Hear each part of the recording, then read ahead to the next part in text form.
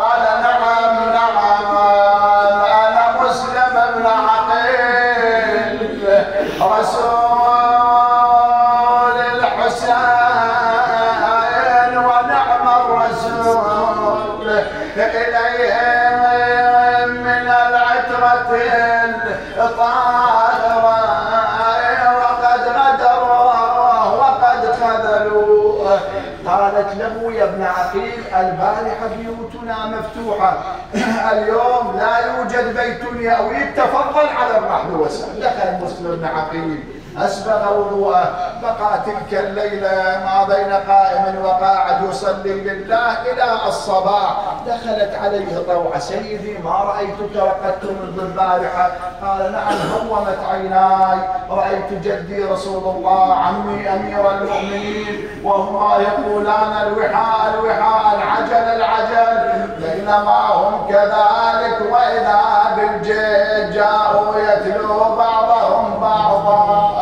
هنا وقف الطوعة صارت تشجع مسلم بن عقيل، تقول انهض لفاك الجيش يا حيد، يردون يقولونك يا صديد ويودوك لابن زياد ويزيد، اريد المراجل عمك تعيد، تخلج البيد. هنا هب ابن عقيل صار يقاتل قتال الأبطال، أفنى جمعهم نكس فرسانهم. تقول الرواية صار يأخذ الفارس ويرمي به على الصابع حتى عجزوا عن مواجهته. كتبوا كتابا إلى عبيد الله بن زياد علي بالخير والرجال، أرسل إليه جيشا جرارا أفنى جمعهم. أرسلوا له كتابا آخر علينا بالخير والرجال، أرسل له جيشا جرارا ملأوا الشوارع والسطوح وصار يرمونه بالنيران والحجارة من على سطح الدار. لم يستطيعوا مواجهته حتى حفروا له حفيرا وغطوها في الحشائش وانهزموا امامه، وسقط مسلم بن عقيل في تلك الحفيره وطاعت صاح على السطح وشال جزيره.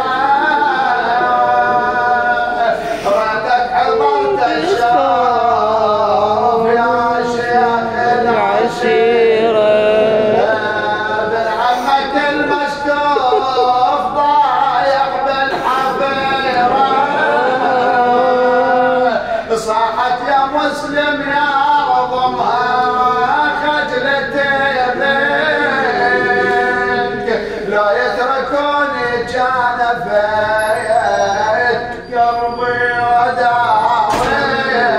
وداويك.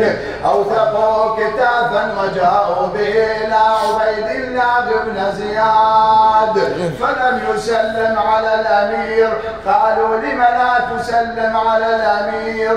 قال انا لا اعرف اميرا غير مولاي الحسين، اميري حسين ونعم الامير فؤاد البشير النذير.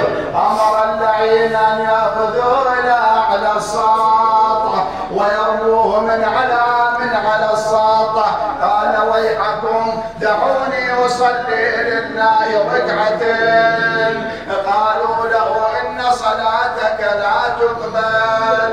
عندئذ دار بوجه المدينه صاح السلام عليك يا ابن العم، السلام عليك يا عبد الله، ان القوم خذلونا، ان القوم غدرونا. فهز اللعين السيف وضرب عنق مسلم بن عقيل ورمى بجسده الى الارض وصار يسحبونه من مكان الى مكان. يا الجار عادا يستجير يكون يا الجار وعن جد عليه في الشراب يا الجار مثل مسلم عجب بالحبل يا الجار وتتنامس بجد علوم ميه.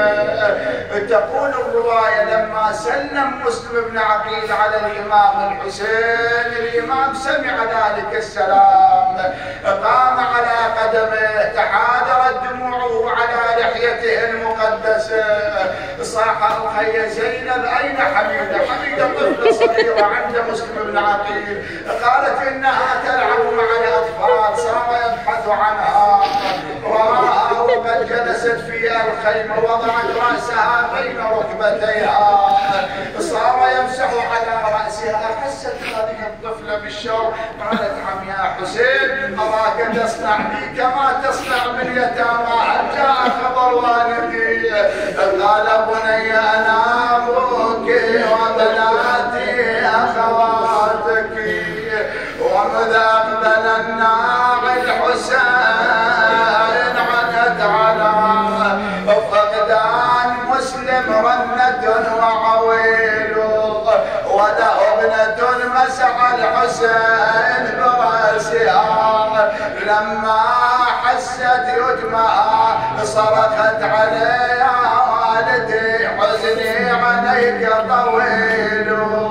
قال لها بني انا ابوك بناتي اخواتك تقول له يا عمي يا عم ابوي وينك يا عمي ابوي وينك من زمان ما بين من طرشته ولا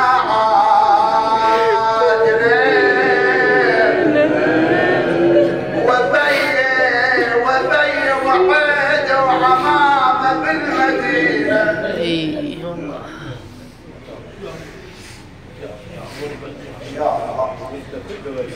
يا فاطمه وابيها وبعدها وبنيها والسر المستودع.